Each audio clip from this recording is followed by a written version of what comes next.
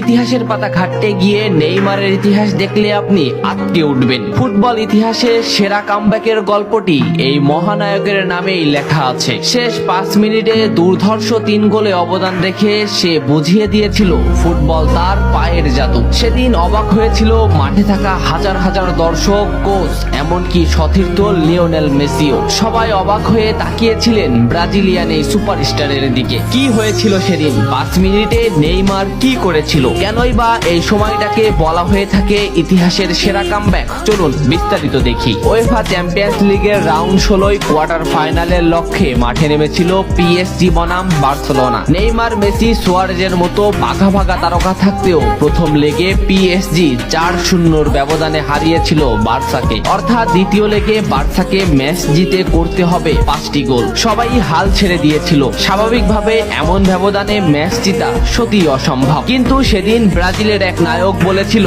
এটা সম্ভব, আমরা এটা করে দেখাবো। যেভাবেই হোক না কেন আমরা দলকে ম্যাচ জেতাতে চাই। 2017 সালের 8 মার্চ অনুষ্ঠিত হয় এই ম্যাচের দ্বিতীয় লেগ। ম্যাচের শুরু থেকে ক্ষিপ্ততা আর দক্ষতা দেখাতে শুরু করেন নেইমার। এই ম্যাচে যেন আবির্ভাব হয় কোনো এক নতুন নেইমারের। এই নেইমারকে তো কেউ চেনে না। ম্যাচের 3 মিনিটেই লুইস সুয়ারেজ পেয়ে যায় প্রথম গোলের দেখা। এরপর নেইমারের ক্ষিপ্ততায় একের পর এক আক্রমণ সাজাতে থাকে বার্সা। এদিন যেন নেইমারকে কোনোভাবেই আটকাতে পারছিল না পিএসজি। নেইমারকে আটকাতে একের পর এক ফাউলই বেছে নিয়েছিল তারা। ম্যাচের 40 মিনিটে লেভিনের আত্মঘাতিক গোলে বার্সা পায় দ্বিতীয় গোলের দেখা। ম্যাচের 50 মিনিটে ক্ষিপ্ত থাকা নেইমারকে ডি বক্সের ভিতর ফাউল করে ফেলে দেওয়া হয়। এতে বার্সা পেয়ে যায় পেনাল্টি। পেনাল্টিতে গোল করে দলকে এগিয়ে নেন লিওনেল মেসি। তবে যেমনটা ভাবছিলেন এই ম্যাচের গল্প ফুটবল বিধাতা তেমন ভাবে লেখেননি। 62 মিনিটে বার্সার কফিনে শেষ প্যারাটা পুড়ে দেন এডিনসন কাভানি। এতেই স্তব্ধ হয়ে যায় ক্যাম্প নু।